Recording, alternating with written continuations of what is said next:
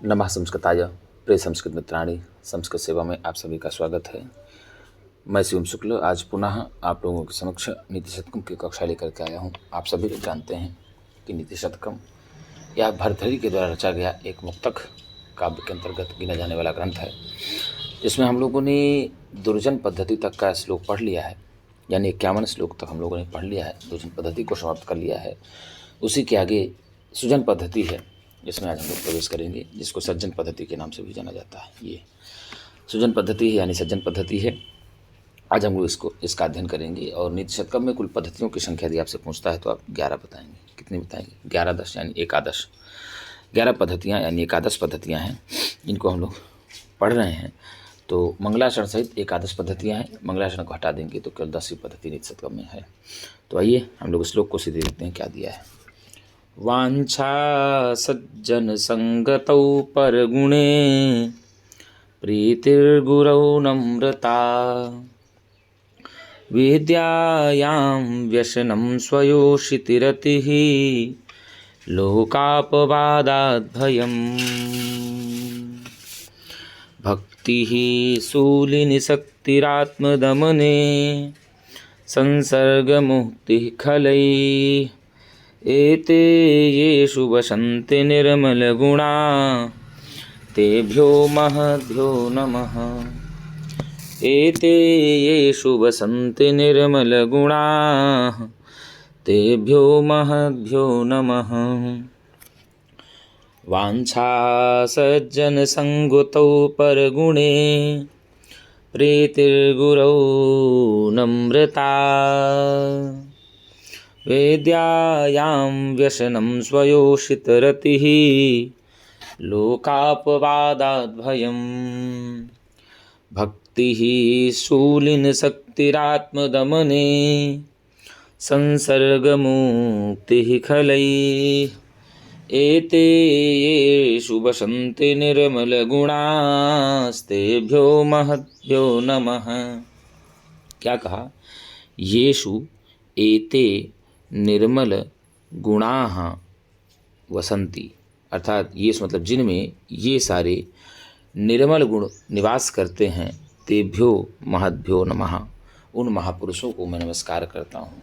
ऐसे विद्वानों को मैं नमस्कार करता हूँ, ऐसे सदाचारियों को मैं नमस्कार करता हूँ। एते ये सारे गुण जो ऊपर बताए गए, ये सारे गुण येषु निवसन्ति, जिस भी मतलब कहा जाए सज्जन व्यक्ति में निवास करते हैं, ऐसे महापुरुष के लिए मैं नमस्कार करता हूँ। ऐसे महापुरुष को मेरी तरफ से नमस्कार है, ऐसा भर्तृहरि जी कहते हैं। तो कौन कौन से गुण जिनमें निवास करते हैं, तो उनकी बात ये कहा, सीधे करोगे कि सज्जन संगतौ वांछा। सज्जन संगतौ वांछा, सज्जनों की संगति रखने की चाह रखने वाले। क्या कहा? प्रियजनों की संगति रखने की चाह रखने वाले, या जिनको सज्जनों की संगति अत्यंत प्रिय होती है, ऐसे सज्जनों की संगति को रखने की चाह रखने वाले। और क्या कहा? पर गुणे प्रीति ही, और दूसरों के गुणों में प्रेम रखने वाले, दूसरों के गुणों में प्रेम रखने वाले। गुरु नम्रता, और बड़े बूढ़ों गुरुजनों के प्रति नम्रता बने रहने वाले, विनयशील बने रहने वाले। क्या कहा कि सज्जन संगतौ वांछा, जो भी सज्जन की संगति को प्राप्त करने की चाह रखने वाले हैं। परगुणे प्रीति, अर्थात दूसरों के गुणों में प्रीति रखने वाले हैं, दूसरों के गुणों में प्रीति रखने वाले हैं, यानी दूसरे के गुणों में वो प्रेम करते हैं। गुरु नम्रता, और गुरुओं के प्रति अत्यंत विनयशील रहने वाले हैं, या बड़े बुजुर्गों के प्रति भी अत्यंत विनयशील रहने वाले हैं। विद्यायाम व्यसनम, अर्थात विद्या में व्यसन रखते हैं, जो अर्थात जो विद्या के व्यसनी हैं, अर्थात जो विद्या में ही हमेशा अपने आप को लगाए रखते हैं, अर्थात जो विद्या को सीखने में अपने आप को लगाए रहते हैं। और क्या कहा? स्वयोषिति रति, और अपनी ही पत्नी पर प्रेम करते हैं, अपनी ही पत्नी पर आसक्ति रखते हैं, अपनी ही पत्नी पर जिन्हें प्रेम रहता है। और क्या कहा? लोकापवादात भयम, और जिनको लोकापवाद से भय लगता है, जिनको लोकापवाद से भय लगता है, अर्थात जो लोक निंदा से डरते हैं, जो लोक निंदा से डरते हैं। और क्या कहा, शक्ति ही सूर्य, और जिनकी भक्ति भगवान भोलेनाथ पर रहती है, शिव में जिनकी भक्ति रहती है। क्या कहा, भगवान शंकर पर जिनकी भक्ति रहती है, और शक्ति ही आत्मदमनी, और आत्म को दमन करने में जिनकी शक्ति होती है, आत्म को दमन करने में जिनकी शक्ति होती है। संसर्ग मुक्ति ही, और इंद्रियों को वश में जो रखते हैं, इंद्रियों को जो वश में रहते हैं। और संसर्ग मुक्ति खलई ही, जो कहने का मतलब ये हुआ कि जो खलों से दूर रहते हैं। संसर्ग मुक्ति ही खलई, जो खलों की संगति से दूर भागते हैं। ऐसे येषु, जिनमें एते निर्मल गुणाः वसंती, ये निर्मल गुण निवास करते हैं। तेभ्यो महद्भ्यो नमः, ऐसे महापुरुषों को मेरा नमस्कार है। भरतहरि जी कहते हैं। कौन कहते हैं गुरु जी? भरतहरि जी कहते हैं 11 प्रकार के गुण। कितने प्रकार के गुण की चर्चा यहाँ आई है? 11 प्रकार के गुण जिन जिन महापुरुषों के अंदर होते हैं, ऐसे ऐसे महापुरुषों को भरतहरि जी कहते हैं कि भैया मेरा प्रणाम है। क्या कहा, वांछा सज्जन संगतौ पर गुणे, प्रीतिर्गुरौ नम्रता, विद्यायां व्यसनं स्वयोषितरतिः, लोकापवादाद् भयम्, भक्तिः शूलिनी शक्तिरात्मदमने, संसर्गमुक्तिः खलैः। येषु वसन्ति निर्मलगुणा, तेभ्यो महद्भ्यो नमः। अर्थात जिन जिन में ये सारे निर्मल गुण, जिन जिन में ये सारे पवित्र गुण, जिन जिन में ये सारे स्वच्छ गुण निवास करते हैं, ऐसे महापुरुषों को भरतहरि जी नमस्कार करते हैं। तो पूछ लेगा कि एते येषु वसन्ति निर्मल गुणाः तेभ्यो महद्भ्यो नमः, यह पंक्ति कहाँ से ली गई है? तो आप बताएंगे यह पंक्ति भरतहरि के द्वारा रचित नीति शतकम से ली गई है। और भरतहरि के द्वारा रचित नीति शतकम के किस पद्धति से ली गई है? तो आप बताएंगे भरतहरि द्वारा रचित नीति शतकम के सृजन पद्धति से ली गई है। वो क्या कहते हैं, जो भी सज्जन जो सज्जनों की संगति की चाह रखते हैं, जो सज्जनों की संगति को प्राप्त करने की चाह रखते हैं, ऐसे महापुरुषों को नमस्कार है। एक बात बोले, पर गुणे प्रीति ही, और जो दूसरों के गुणों में प्रीति रखते हैं, अर्थात जो दूसरों के ऊपर प्रेम करते हैं, ऐसे महापुरुषों को नमस्कार करते हैं। भरतहरि जी दोनों बात कहा। दूसरी बात कहे, गुरु नम्रता, जो अपने गुरुओं के प्रति, यानी अपने बड़े बुजुर्गों के प्रति, अपने से बड़ों के प्रति जो एकदम विनम्र रहते हैं, ऐसे महापुरुषों को नमस्कार है। भरतहरि जी ने तीसरी बात में कहा, और विद्यायाम व्यसनम, अर्थात जो कि विद्या के व्यसनी है, अर्थात जो रामायण महाभारत पुराण वेद शास्त्रादि ग्रंथों का अनवरत अध्ययन करते रहते हैं, केवल उनका विद्या में ही व्यसन होता है, ऐसे महापुरुषों को नमस्कार करते हैं। भरतहरि जी बोल रहे हैं, और स्वायोषिति रति ही, अर्थात अपनी ही स्त्रियों पर प्रेम करते हैं, जो अपनी ही स्त्रियों पर जिन्हें प्रेम रहता है, ऐसे महापुरुषों को भरतहरि जी नमस्कार करते हैं। पाँचवीं बात में कहा, लोकापवादात् भयम्, और जिनको लोक अपवाद से भय लगता है, जिनको लोक निंदा से डर लगता है, ऐसे पुरुषों को भरतहरि जी नमस्कार करते हैं। और कहा, भक्ति ही शूलिनी, अर्थात जो भगवान शंकर पर भक्ति रखते हैं। कहाँ पर भक्ति रखते हैं? भगवान शंकर पर भक्ति रखते हैं, अर्थात जिनकी शिव में पूरी तरह से भक्ति रहती है, ऐसे महापुरुषों को नमस्कार करते हैं। और क्या कहा, शक्ति ही आत्मदमनी, और जो आत्मदमन करते हैं, आत्मदमन में ही करने में शक्ति रखते हैं। किसमें भैया? जो आत्मदमन करते रहते हैं, अपने आप को उसमें शक्ति रखते हैं। और कहा एक प्रकार से कि जो अपनी इंद्रियों को वश में रखते हैं, जो अपनी इंद्रियों को वश में रखते हैं, ऐसे। और क्या कहा, संसर्ग मुक्ति ही खलई, और जो खलों की संगति से दूर भागते हैं, और जो खलों की संगति से दूर भागते हैं, ऐसे ये सारे गुण जिन जिन महापुरुषों के अंदर निवास करते हैं, ऐसे महापुरुषों को भरतहरि जी कहते हैं कि मेरा प्रणाम है।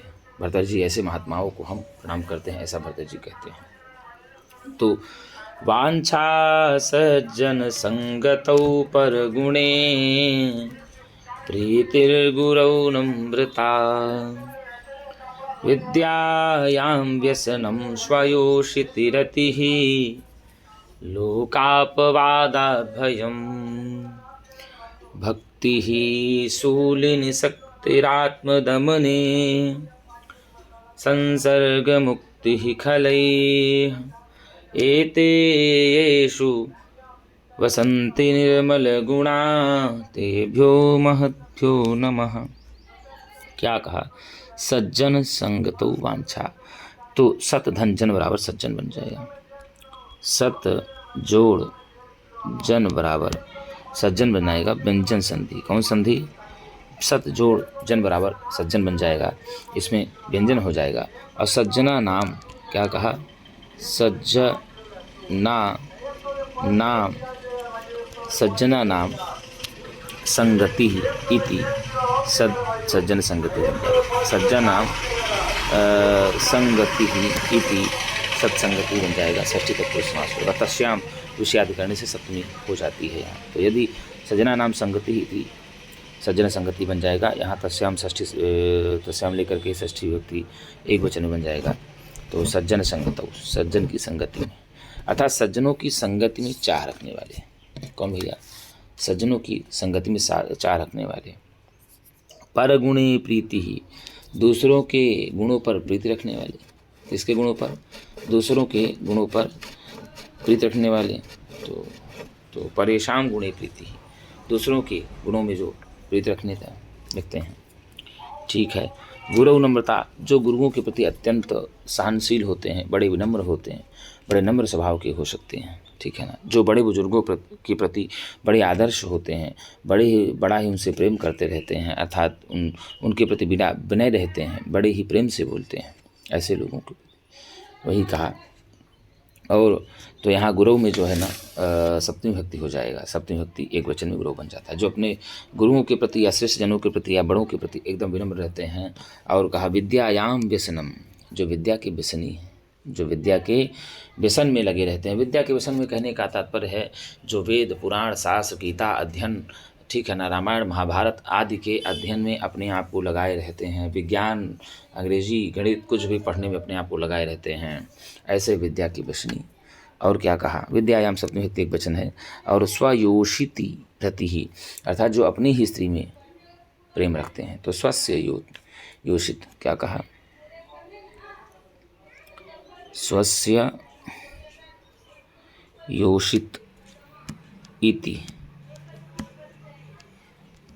स्वस्य योषित इति स्वयोषित बन जाएगा। षष्ठी तत्पुरुष समास। कौन सा समास बन जाएगा? षष्ठी तत्पुरुष समास बन जाएगा। अर्थात जो अपनी ही स्त्री पर प्रेम रखते हैं, और तस्याम रख करके ही स्वयोषित बन जाएगा। तो सप्तमी भक्ति बन जाता है। स्वयोषित में षष्ठी तत्पुरुष समास हो जाता है। स्त्री योषित बला मेघा नारी सीमंतिनी वधू ही तिमरा, ऐसे अमर सूत्र में भी कहा गया है। तो जो अपनी स्त्री पर ही प्रेम रखते हैं, आसक्ति रखते हैं। लोकवादात भयम, और जिनको लोग निंदा से भय लगता है। तो लोका नाम अपवादा, क्या कहा? लोका नाम अपवादा, अर्थात जिनको लोग निंदा से डर लगता है। लोका नाम अपवादा है तो लोका अपवादा बन गया। षष्ठी तत्पुरुष समास। कौन सा समास बनेगा? षष्ठी तत्पुरुष समास बनेगा। जिनको लोकापवाद से डर लगता है, ठीक है ना। तो लोका नाम अपवाद में तो षष्ठी तत्पुरुष समास हुआ। और लोकापवादात भयम, तो लोकापवादात में पंचमी भक्ति हो जाएगा। कौन सा हो जाएगा? पंचमी भक्ति हो जाएगा। भित्रार्था नाम भय हेतु सूत्र से। किससे भैया? भित्रार्था नाम, क्या कहा? लोकापवादात भयम में भित्रार्था नाम, भित्रार्था नाम भय हेतु सूत्र से बता दें आपको। यहाँ पर लोकवादात भयम में तो भयार्थक और त्रणार्थक वाली धातुओं के में अपादानी भित्रार्था नाम भय हेतु सूत्र से अपादान संज्ञा हो जाती है, और अपादानी पंचमी से पंचमी विभक्ति हो जाती है। पर भित्रार्था नाम भय हेतु सूत्र से पंचमी यहाँ पर हुई है, ठीक है। खलई, अब क्या कहा? दुष्टों के साथ, क्या कहा? दुष्टों के साथ संसर्ग मुक्ति, अर्थात दुष्टों के जो संसर्ग से मुक्ति चाहते हैं उनको कहा जाता है। तो भक्ति शूलिनी, अर्थात जो भगवान भोलेनाथ पर भक्ति रखते हैं। किस पर भक्ति रखते हैं? तो शूलिनी में सप्तमी भक्ति हो जाता है, भगवान भोलेनाथ के लिए कहा गया, जो भगवान भक्ति में भगवान शंकर में भक्ति रखते हैं।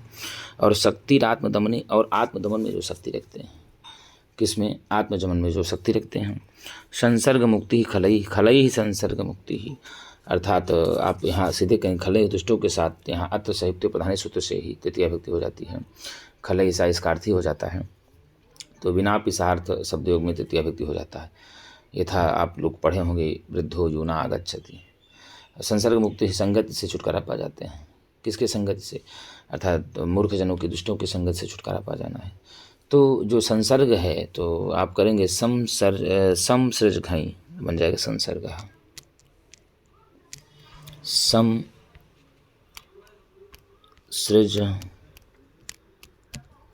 घई, समसृज घई भावार्थ में ही बन जाता है संसर्ग। और मुक्ति ही तो आप जाते हैं कि मुझ से 3 प्रत्यय भावार्थ में। किससे गुरु जी? मुझ से 3 प्रत्यय भावार्थ में हो जाता है तो बन जाता है मुक्ति ही, ठीक है ना। और संसर्गस्य मुक्ति इति संसर्ग मुक्ति बन जाएगा। क्या कहा? संसर्गस्य मुक्ति ही, संसर्गस्य मुक्ति ही इति संसर्ग मुक्ति बन गया, षष्ठी तत्पुरुष समास रहता है, ठीक है ना। दुर्जनम दूरतस त्यजेत, ऐसे भी कहा जाता है, दुर्जन को तो दूर से ही त्याग देना चाहिए। निर्मल गुणेभ्यः, तो यही कहा निर्मल गुणाः, जिनके पास ये निर्मल, ये एते ये सुवसंत निर्मल गुणाः, जिन जिनके पास ये सारे निर्मल गुण निवास करते हैं, तो निर्मल गुणाः तो निर्दोष या उत्तम गुण कहा जाता है। निहि नास्ति मलम येषु ते निर्मलाः बन जाएगा। क्या कहा? निहि नास्ति मलम येषु ते निर्मलाः बन जाएगा। क्या बन जाएगा? निहि नास्ति निर्मलम येषु ते निर्मलाः बन जाएगा, प्रादि बहुब्रीहि समास हो जाएगा। और निर्मलाः गुणाः इति निर्मल गुणाः बन जाएगा। क्या कहा? निर्मलाः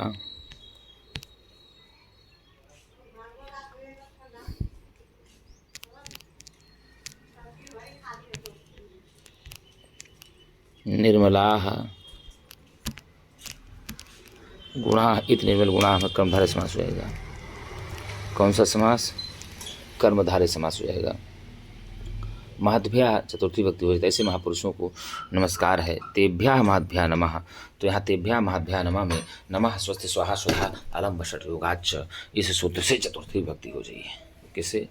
नमः स्वस्ति स्वाहा स्वधा अलम्ब षट् योगाच्च सूत्र से ही चतुर्थी भक्ति हो जाती है। तो यही कहा, वांछा सज्जन संगतौ पर गुणे प्रीतिर्गुरौ नम्रता विद्यायां व्यसनं स्वयोषितिरतिः लोकापवादात् भयम् भक्तिः शूलिनी शक्तिरात्मदमने संसर्गमुक्तिः खलैः एते येषु वसन्ति निर्मलगुणास्तेभ्यो महद्भ्यो नमः। किस प्रकार के महापुरुषों को भरतहरि जी निवास की प्रणाम करते हैं? तो उन्होंने कहा, जिनके जिनके पास ये सारे गुण निवास रहते हैं, जिनके जिनके पास ये सारे गुण प्राप्त होते हैं, ऐसे महापुरुषों को भरतहरि जी निवासकार करते हैं। तो पहली बात में कहते हैं कि ये सज्जन संगतो वांछा, अर्थात सज्जनों की संगति को प्राप्त करने की चाह रखने वाले। किसको भैया? सज्जनों की संगति को प्राप्त करने की चाह रखने वाले, दूसरे के गुणों पर प्रीति करने वाले, गुरुओं के प्रति विनम्र रहने वाले, बड़ा ही नम्र रहने वाले, विद्या के व्यसनी महापुरुषों के प्रति, और अपनी ही स्त्री पर रति रखने वाले, और लोक के अपवाद से भय रखने वाले, अर्थात इस जगत में लोक निंदा से डर रखने वाले, भगवान शंकर पर भक्ति रखने वाले, और आत्मदमन में शक्ति रखने वाले, अर्थात अपनी इंद्रियों को वश में कर लेने वाले, संसर्ग मुक्ति ही अर्थात संसर्गों से मुक्ति प्राप्त कर लेने वाले, या खलों की संगति से जो दूर भागते हैं, ऐसे ये सारे गुण जिन जिन महापुरुषों के पास होते हैं या जिन जिन महापुरुषों के पास विद्यमान हैं, उन महापुरुषों को हम प्रणाम करते हैं, ऐसा भरतहरि जी कहते हैं। ऐसा भरतहरि जी कहते हैं। यदि अब पूछ लेता है आपसे कि इसमें कौन सा छंद है, तो आप बताएंगे इसमें भैया छंद है सीधे सीधे शार्दूल विकृत छंद है। सूर्यास्वैर्यदिमः सजौ सततगः शार्दूलवी क्रीडितम। तो 12, 7, 19 अक्षर पर यति होती है। देख लो। वांछा सज्जन संगतौ पर गुणे। देखो 1 2 3 4 5 6 7 8 9 10 11 और 12 ये पर गुणे। प्रीतिर्गुरौ नम्रता 7 1 2 3 4 5 6 7। तो 12, 7, 19 अक्षर पर यति होती है। कितने भैया? 19 अक्षर पर यति होती है। तो शार्दूल विकृत के प्रत्येक अक्षर में 19 मात्राएं होती हैं और कुल की बात किया जाए तो 76 मात्राएं होती हैं। तो भरतहरि जी यहीं से सज्जन पद्धति का या सुजन पद्धति का प्रारंभ ही करते हैं। कहते वांछा सज्जन संगतौ पर गुणे प्रीतिर्गुरौ नम्रता विद्यायां व्यसनं स्वयोषितरतिः लोकापवादाद्भयं भक्तिः शूलिनी शक्तिरात्मदमने संसर्गमुक्तिः खलैः एते ये शुभसन्ति निर्मलगुणा तेभ्यो महद्भ्यो नमः। अर्थात सज्जनों की चाह रखने वाले, सज्जनों की संगति की चाह रखने वाले, दूसरे के गुणों में प्रीति रखने वाले, गुरुओं के प्रति या अपने बड़े बुजुर्गों के प्रति एकदम विनयशील रहने वाले, नम्र रहने वाले, विद्या की व्यसनी अर्थात वेद पुराण शास्त्र आदि अध्ययन करने वाले, अपनी ही पत्नी पर रति रखने वाले या प्रेम रखने वाले, लोक के अपवाद से अर्थात इस जगत की लोक निंदा से भय रखने वाले, भगवान शंकर पर भक्ति करने वाले, अपनी शक्ति का दमन करने अपनी अर्थात शक्ति को दमन करने में शक्ति रखने वाले या अपने इंद्रियों को जीत लेने वाले और खलों की सज्जन संगति से दूर रहने वाले, ये गुण जिन जिन महापुरुषों के पास निवास करते हैं, ऐसे ऐसे महापुरुषों को हम नमस्कार करते हैं, ऐसा भरतहरि जी कहते हैं। आइए शार्दूल विकृत छंद में कहते हैं। किसमें कहते हैं? शार्दूल विकृत छंद में कहते हैं। आइए आगे श्लोक किया। यहाँ पर महापुरुषों के लक्षण उन्होंने बताया। महापुरुषों के कितने लक्षण हैं ये इस श्लोक में बताते हैं। क्या कहा?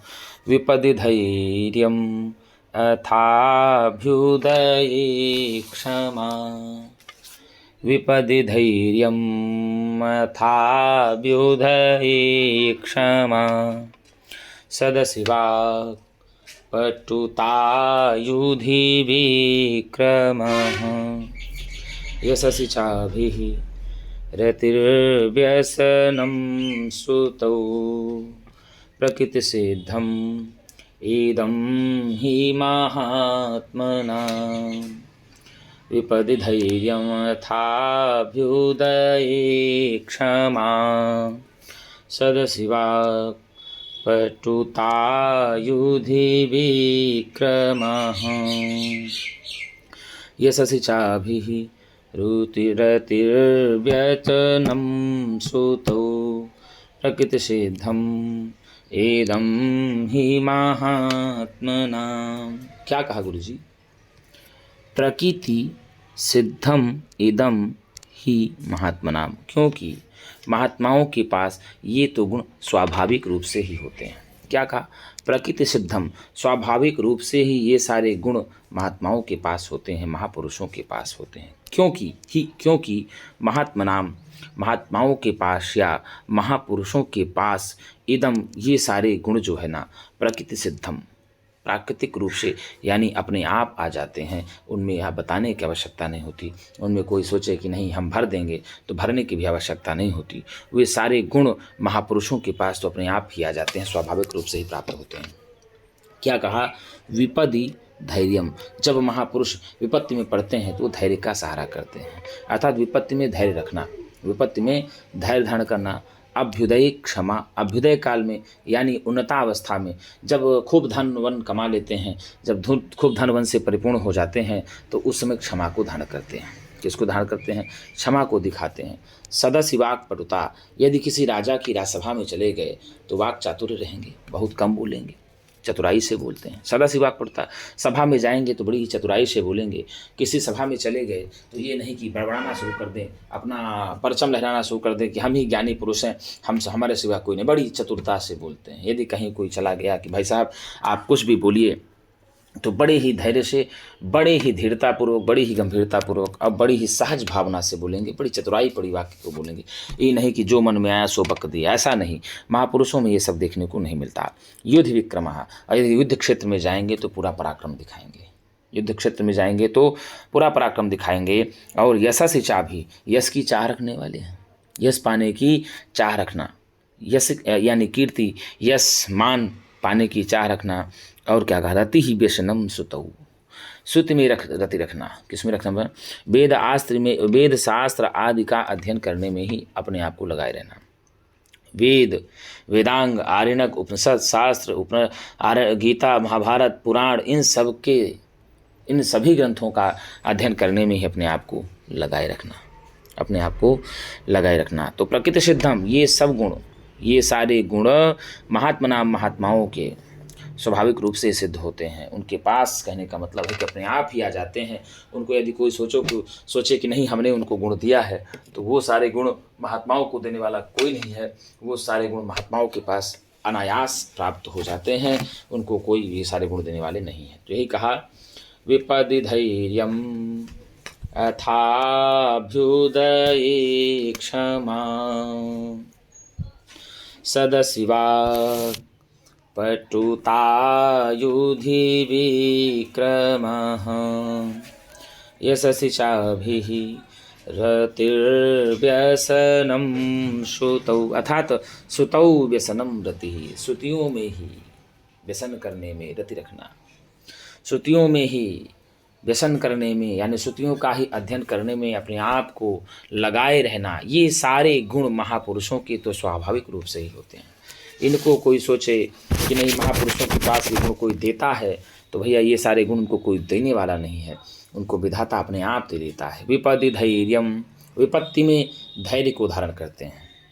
विपत्ति पड़ गई तो बड़ा ही शांत पूर्वक, बड़ी ही शालीनता से, बड़ा ही धैर्यपूर्वक, बड़ी ही गंभीरतापूर्वक वो आपको दिखेंगे यदि विपत्ति आई तो। क्योंकि एक बात तो सत्य है, यदि विपदा आती है, यदि आफत आती है, और यदि कोई व्यक्ति उस विपत्ति में और उस परेशानियों में अपने आप को संभाल नहीं पाया, अपने आप को धैर्य नहीं दिला पाया, तो व्यक्ति बिखर जाता है। और यदि विपत्ति में, आपत्ति में जो अपने आप को धैर्य दिला दिया, जो अपने आप को संभाल ले गया, जो अपने आप को समझा ले गया, वो कभी भी थकता नहीं, वो कभी भी हारता नहीं है। इसीलिए कहा जाता है विपत्ति धैर्यम। अब आपके परीक्षा का रिजल्ट आया, आप 2 नंबर 4 नंबर से रुक गए, आप अपना पूरा होशो हवास खो बैठते हैं। बहुत सारे ऐसे छात्र हैं जो आत्महत्या कर लेते हैं। तो एक बात तो स्पष्ट है, देखिए भाई, जब सुख संपदा आपको प्राप्त होगी तो विपत्ति भी आपको मिलेगी। एक बात ये मानना निश्चित है कि विपत्ति उसी के पास आती है जो विपत्तियों को झेलने की सामर्थ्य रखता है। यानी जो विपत्तियों को झेलने की सामर्थ्य रखता है, उसी के पास विपत्ति अपने आप चल करके आती है। और जो विपत्तियों को झेल ही नहीं सकता, उसके पास विपत्ति जल्दी जाती ही नहीं है, क्योंकि वो जानता है कि झेल ही नहीं पाएगा। बहुत सारे ऐसे छात्र हैं, रिजल्ट देख लिए, नेट पर देखे, रिजल्ट नहीं हुआ, या किन्हीं कारणवशात 1 2 नंबर 4 नंबर से रुक गया, तो अपनी कमियों को नहीं झांकते, सीधे यही झांक लेते हैं कि नहीं अब तो हम मर जाएंगे, अब तो हम फांसी लगा लेंगे, अब तो हम गंगा में कूद करके आत्महत्या कर देंगे। तो भाई साहब एक बात मैं स्पष्ट बता दूं, किसी के गंगा में कूदने से, किसी के अपने से फांसी लगा लेने पर, या किसी को अपने से आत्महत्या कर लेने पर किसी का कोई घाटा इस जगत में नहीं होता। बोलने वाले लोग, दुनिया तुमको कहेगी, लेकिन यदि तुम गलत कदम उठा लोगे, यदि तुम इस संसार में जो निंदनीय कार्य हैं, इस संसार में जो त्याज्य कार्य हैं, उन कार्यों को तुम यदि अपने आप से धारण करते हो, अपने आप में करते हो, तो तुमसे बड़ा नपुंसक, तुमसे बड़ा कायर जगत में कोई नहीं है। देख लो, सीख लो, महापुरुषों के लक्षण है ये। विपदि धैर्यम, जब जब भी विपत्ति में आओ तो धैर्य धारण करो। क्या धारण करना चाहिए? धैर्य धारण करना चाहिए। क्योंकि भाई साहब यही कहता है, जो भरा नहीं है भावों में, जिसमें बहती रसधार नहीं, वह हृदय नहीं या पत्थर है, जिसमें स्वदेश का प्यार नहीं। जिसमें भाव ही ना हो, जिसमें धैर्य ही ना हो, जिसमें कोई शालीनता ही ना हो, जिसमें अपने आप की सोचने, अपने से सोचने समझने की क्षमता ही ना हो, सामर्थ्य ना हो, वो व्यक्ति क्या कर पाएगा जीवन में। इसलिए कभी भी जब हारते हैं तो भाई साहब जीतेंगे, हारे हैं तो जीतेंगे, हारे हैं तो जीतेंगे, हम सब लड़कर जग में अपना नाम बनाएंगे। एक बात मान लो, हारे हैं तो जीतेंगे, हारे हैं तो जीतेंगे, इस चाह के साथ टीजीटी में फिर मन रमाएंगे। टीजीटी हो चाहे पीजीटी हो चाहे एलटी हो चाहे जीआईसी हो, आप जो भी अपना उद्देश्य बनाए हैं, जो भी लक्ष्य बनाए हैं, आप अपने लक्ष्य के अनुसार लगे रहिए, आपको सफलता जरूर मिलेगी। यदि कभी विपत्ति आती है तो मैं यही कहूँगा, मेरे छात्रों, मेरे भाइयों, मेरे मित्रों, मेरी बहनों, तो मुझसे बड़े जो भी हूँ, मेरे आदर्श स्वरूप गुरुजन, चाहे बड़े जन, भाईजन, बंधुजन, छोटे भाई, जितने लोग भी हैं, मैं सबसे यही कहता हूँ कि विपत्ति आए तो धैर्य धारण करो, अभ्युदय क्षमा। और यदि मान लो आपका अभ्युदय काल आ गया, नौकरी चाकरी लग गई, नौकरी चाकरी लग गई, डीएम बन गए, लेक्चरर बन गए, प्रवक्ता बन गए, उसके बाद क्षमा धारण करनी चाहिए। क्षमा बड़न को चाहिए, छोटन को अति प्रेम। क्षमा भैया बड़ों को ही चाहती है। इसीलिए बार बार कहता हूँ कि यदि अभ्युदय काल आ गया तुम्हारा, यदि अच्छा समय आ गया तुम्हारा, यदि तुम टीजीटी पीजीटी पास कर लिए, तो फिर घमंड में मत उड़ो। बार बार कहता हो, हम तो टीजीटी निकाल लिए, हम तो पीजीटी निकाल लिए। परीक्षा निकालने से कुछ नहीं होता। अगर कोई ये सोच ले कि परीक्षा निकालने से सब कुछ हो जाएगा, अगर कोई ये सोच ले कि हम बहुत बड़े धनाढ्य आदमी हैं, मेरे पास बहुत धन की कमी नहीं, मेरे पास बहुत धन है, मेरे प्रकाश किसी प्रकार की कोई कमी नहीं है, यदि वो क्षमा निधान करता है तो देख लो आप लोग, एक एक से बड़े बड़े गुंडे, बड़े बड़े राक्षस मिट्टी में विलीन हो गए। इसलिए बार बार कहता हूँ, अभ्युदय क्षमा। जब आपका अभ्युदय काल आए, जब आपकी उन्नति अवस्था आए, जब आप एक स्वर्णिम अवसर आपके पास रहे, तो उतने समय आपको क्षमाशील होना चाहिए, क्षमा धारण करना चाहिए। सदाशिवाक पटुता। यदि आप कहीं सभा में जाते हैं, सज्जनों की सभा में जाते हैं, विद्वानों की सभा में जाते हैं, तो वहाँ पर आपको चतुराई से बोलना चाहिए। क्या बोलना चाहिए? चतुराई से बोलना चाहिए, अपनी बात को चतुराई से रखना चाहिए। यदि आप अपनी बात को सभा में चतुराई पूर्वक नहीं रखते, चतुराई से नहीं रखते हैं, तो समझ लीजिए कि काका कृष्ण पिका कृष्ण को भेदो पिक काकयो। कौआ भी काला होता है, कोयल भी काली होती है, लेकिन भेद तभी होता है जब उन कौओं के झुंड, उन कोयलों के झुंड में एक कौआ बैठा है और वो शांत रहा आया, तो ये मान लो कि वो तो भाई साहब महापुरुष है। यदि शांत नहीं रहा आया तो यही कहा कि भाई साहब तो फिर अंतर तो हो ही जाएगा, काँव काँव करेगा। तो सदाशिवाक पटुता। तो आप जब भी सभा में जाइए तो बड़ी चतुराई से बोलना, सभा में जाने के बाद चतुराई से बोलना। युद्ध विक्रमः, और यदि युद्ध क्षेत्र में जाने का अवसर मिल गया तो पराक्रम दिखाएं। जैसे भी आप लोगों ने देखा होगा, हमारे यहाँ ऑपरेशन सिंदूर चला। क्या चला? ऑपरेशन सिंदूर चला। और ऑपरेशन सिंदूर में हमारी भारत की महिलाएं, सोचिए, हमारी भारत की महिलाएं, कुरैशी जी को हम सत सत नमन करते हैं। जितनी बार नमन करें, जितनी बार उनका वंदन करें, उतना कम है। देखो, महिलाएं हैं, हमारे भारत की आन बान शान है, शौर्य है। हमारे भारत के जितने भी सैनिक हैं, अपनी प्राणों की चिंता न करते हुए, अपने जीवन की परवाह न करते हुए, अपने परिवार की परवाह न करते हुए, हम सबका जीवन खुशहाल रहे, अपने जीवन को प्राणों में आहुति दे देते हैं। अपने जीवन को प्राण में संकट में आ जाने पर भी हम लोगों की रक्षा करते हैं देश के लिए। देखो कितने पाकिस्तान में कितने गोले गिराए, कितने बम गिराए, कई जगह को ध्वस्त कर दिया। ये हमारी भारत की सेनाओं का अदम्य साहस है। तो ऐसी सेनाओं को हमें सम्मान करना चाहिए। जब हमको युद्ध क्षेत्र मिल जाए, यही कहना कि मैं रहूं या ना रहूं, मेरा देश रहना चाहिए। सौगंध है मुझे, सौगंध भारत, मैं रहूं या ना रहूं, मेरा देश रहना चाहिए। जब भी कहीं देश की बात आए, जब भी कहीं देश की बात आए, जब भी कभी राष्ट्र हित की बात आए, जब भी कभी राष्ट्र संकट में हो, तो हम सबको भाई साहब एक बात सोचना चाहिए, मैं रहूं या ना रहूं, मेरा देश रहना चाहिए। एक बात स्पष्ट रखनी चाहिए। आप सब कुछ स्वार्थ की भावना त्याग करके, सारी राजनीति को भूल करके, सब कुछ छोड़ करके आपको केवल एक चिंता करनी चाहिए, भारत माता की जय। भारत हमारा देश है और बता रहे हैं कि उसी भारत में हम जन्मे हैं और उसी भारत भूमि में रह करके यदि हम उससे बुराई करें तो मुझसे बड़ा विरोधी कोई नहीं हो सकता। भारत क्या, आप जिस भी देश के हों, मैं ये नहीं कहता कि भारत नहीं, जिस भी देश के आप हों, अपने देश के प्रति आपको ईमानदार होना चाहिए। युद्ध विक्रमः, यदि आपको युद्ध क्षेत्र में जाने का सौभाग्य मिल जाए, युद्ध करने का सौभाग्य मिल जाए, तो भाई साहब पराक्रम दिखाइए। युद्ध विक्रमः, जो युद्ध क्षेत्र में पराक्रम दिखाते हैं, जो युद्ध क्षेत्र में पराक्रम को धारण करते हैं। और क्या कहा?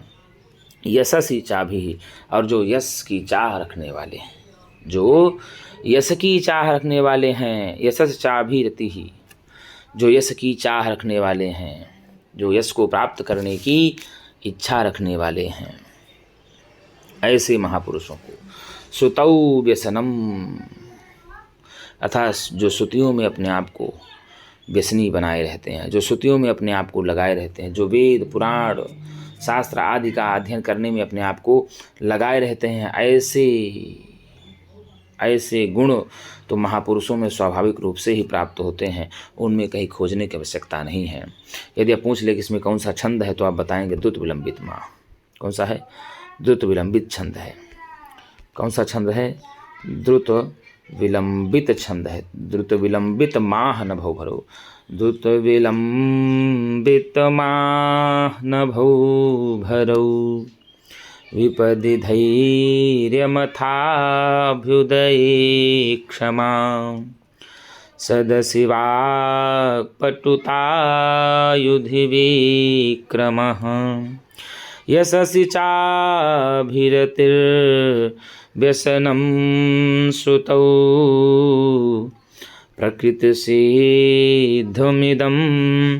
हि महात्मनां। जो यश की चाह रखने वाले हैं, यश की चाह रखने वाले हैं और श्रुतियों में अपने आप को व्यसनी बनाए रहते हैं, ये सब गुण जिन महात्माओं के पास होते हैं वो स्वभाव से ही सिद्ध होते हैं। ये सारे गुण तो महात्माओं में स्वाभाविक रूप से ही सिद्ध होते हैं, उनमें कोई देने वाला नहीं है, अर्थात ये सारे गुण उन महात्माओं में अपने आप ही आ जाते हैं। विपदि धैर्यमथाभ्युदये क्षमा, सदशिवाक्पटुतायुधि विक्रमः, यशसि चाभिरतिर्व्यसनं श्रुतौ, प्रकृतिसिद्धमिदं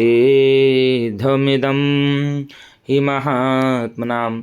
जो विपत्ति में, जो आपदा में धैर्य रखते हैं और अभ्युदय काल में उन्नतावस्था में क्षमा को धारण करते हैं, और युद्ध क्षेत्र में सदस्य वाक्पटुता, जो सभा में बड़ी चतुराई से बोलते हैं और युद्ध क्षेत्र में जो पराक्रम दिखाते हैं, और जो यश की चाह रखने वाले हैं और जो श्रुतियों के व्यसनी हैं, ऐसे गुण तो क्योंकि ये सारे गुण तो महात्माओं के पास स्वाभाविक रूप से ही सिद्ध होते हैं, उनके पास कहीं कोई देने वाला नहीं होता है। तो यदि आपसे पूछ ले विपदि में कौन सी विभक्ति है, तो विपदि में सप्तमी विभक्ति एक वचन है, और अभ्युदय में भी सप्तमी विभक्ति एक वचन है।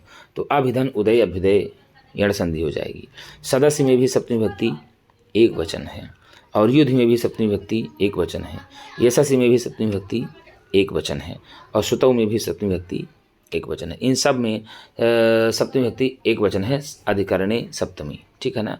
तो अब आप यदि आपसे पूछता है अभिधन उदय अभ्युदय बन जाएगा। तो अभ्युदय में यदि आपसे पूछ ले कि कौन सी संधि है, तो आप बताएंगे यण संधि है। अभिधन उदय बराबर अभ्युदय बन जाता है, अभिधन उदय बराबर अभ्युदय बन गया, यण संधि हो जाती है। तो उद ई अच होकर के अभ्युदय बन जाता है। अब क्षमा में क्षम से अंग टाप प्रत्यय हो जाएगा। क्षमा में क्षम अंग टाप लग करके ही क्षमा बन जाता है, क्षम अंग टाप लग करके क्षमा बन जाता है। तो इदम प्रकृति सिद्धम, यह सारे गुण तो प्रकृति रूप से ही स्वाभाविक होते हैं। यहाँ इदम जो है ना, सर्वनाम अपने से पूर्व ही आए हुए सभी वर्तमान पदों के लिए आया हुआ है, ठीक है ना। और एक से समास में नपुंसक नैक बच्चा स्यानंतर श्याम सूत्र से ही एक वचन हो जाने के कारण ऐसा हुआ है। यहाँ पर महात्माओं बड़े बड़े लोगों के प्रति महान आत्मा येषाम ते महात्माना, क्या बना? महान आत्मा येषाम ते, महान आत्मा येषाम ते महात्मानः बन गया। महात्मानः क्या? महात्मानः बन गया, बहुब्रीहि समास हो जाएगा, और तेषाम महात्मनाम बन जाएगा, ठीक है ना। और महान चासो आत्मा महात्मा बोलो कर्मधारय समास हो जाता है। प्रकृति सिद्धम जो स्वाभाविक रूप से सिद्ध होता है, विद्यमान हो जाता है। प्रकृत्या सिद्धम इति प्रसिद्ध, क्या कहा? प्रकृत्या सिद्धम इति प्रकृति सिद्धम तृतीया तत्पुरुष समझ जाता है। तो विपदि धैर्यमथाभ्युदये क्षमा, सदसि वाक्पटुता युधि विक्रमः यशसि चाभिरतिर्व्यसनं श्रुतौ प्रकृतिसिद्धमिदं हि महात्मनाम। अर्थात विपत्ति आने पर धैर्य को और उन्नतावस्था में क्षमा को, और सभा में जाने पर चतुराई से पेश आने वाले, युद्ध में पराक्रम दिखाने वाले, यश की चाह रखने वाले और श्रुतियों में अपने आप को व्यसन रखने वाले, श्रुतियों में अपने आप को लगाए रखने वाले, ये सारे जो गुण होते हैं ये सब महात्माओं के स्वाभाविक रूप से ही होते हैं, महापुरुषों में स्वाभाविक रूप से पाए जाते हैं। अभी इसमें कौन सा लक्षण छंद है तो आप बताएंगे। यदि आपसे पूछ लेता है कि इसमें कौन सा छंद है तो आप बताएंगे द्रुत विलंबित छंद है। यहाँ महात्मा नाम षष्ठी व्यक्ति बहुवचन है, महात्मा नाम षष्ठी व्यक्ति बहुवचन है, ठीक है ना।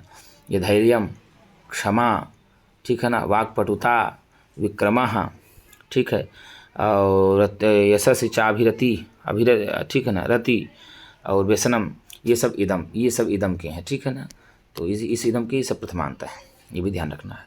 तो ये सब जो है गुण प्रकृति सिद्ध हैं, स्वाभाविक सिद्ध है महात्माओं की, कोई इनको देता नहीं है। ऐसा यदि पूछता है तो पूछ लेगा कहाँ से दिया गया है पूरा श्लोक, तो आप बताएंगे भर्तृहरि के नीति सत्कम से दिया गया है।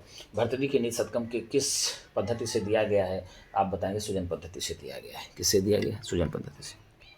पहला पद्धति हम लोग श्लोक पढ़े थे, ये वाला सुजन पद्धति का। वांछा सज्जन संगतौ पर गुणे प्रीतिर्गुरौ नम्रता वेद्यायां व्यसनं स्वः योषितिरतिः लोकापवादाद् भयं भक्तिः शूलिनी शक्तिरात्मदमने संसर्गमुक्तिः खलैः एते येषु वसन्ति निर्मलगुणा तेभ्यो महद्भ्यो नमः।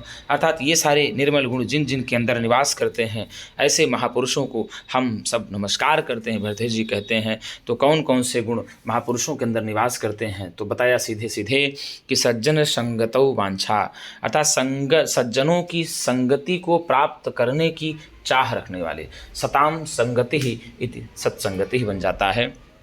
जो भी महापुरुष सज्जनों की संगति को प्राप्त करने की चाह रखते हैं, पर गुणे प्रीति ही, और दूसरों की गुणों पर प्रीति रखते हैं, दूसरे को गुणों में वो प्रेम करते हैं, जिनमें बहुत प्रीति करते हैं।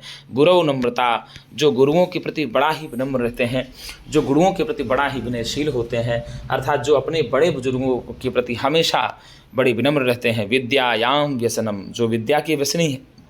किसके व्यसनी है गुरु जी? जो विद्या के व्यसनी है। स्वयोषिति रति ही, अर्थात जो अपनी ही पति पर रति रखते हैं, जो अपनी ही पत्नी पर रति रखते हैं। किस पर गुरु जी? जो अपनी ही पत्नी पर रति रखते हैं। लोकापवादात भयम, अर्थात जिनको लोकापवाद से भय लगता है, जिनको लोकापवाद से भय लगता है। भक्ति ही शूलिनी, अर्थात जो भगवान भोलेनाथ पर भक्ति रखते हैं, जो भगवान भोलेनाथ पर भक्ति रखते हैं। शक्ति ही आत्मदमने, और आत्मदमन में शक्ति रखते हैं। अर्थात कहने का मतलब ये होता है जो अपने आप की इंद्रियों को अपने वश में कर लेते हैं, अपनी समस्त इंद्रियों को वश में रख कर लेते हैं। खलई ही संसर्ग मुक्ति ही, जो सज्जनों की संगति से दूर रहना चाहते हैं, जो सज्जनों की संगति से मुक्त रहते हैं। एते ये सुवसंति, ये सारे गुण जिन जिन महापुरुषों के अंदर निवास करते हैं, ऐसे निर्मल गुणों वाले महापुरुषों के लिए हम सब नमस्कार करते हैं।